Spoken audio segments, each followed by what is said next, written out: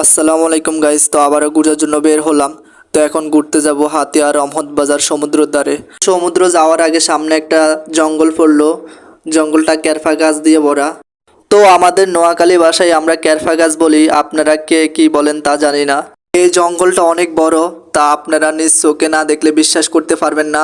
এখানে আরো অনেক মানুষ ঘোরার জন্য আসছে। আমি তো আরো ভয় পেয়েছি, আমরা তিন বন্ধু এত বড় জঙ্গলে একা একা।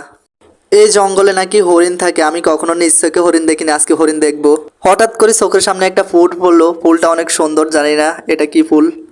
তো আজকে হরিণ দেখে দেখে যাবো ইনশাল্লাহ। আমি কখনো বাস্তবে হরিণ দেখিনি, তো আজকে দেখবো ইনশাল্লাহ।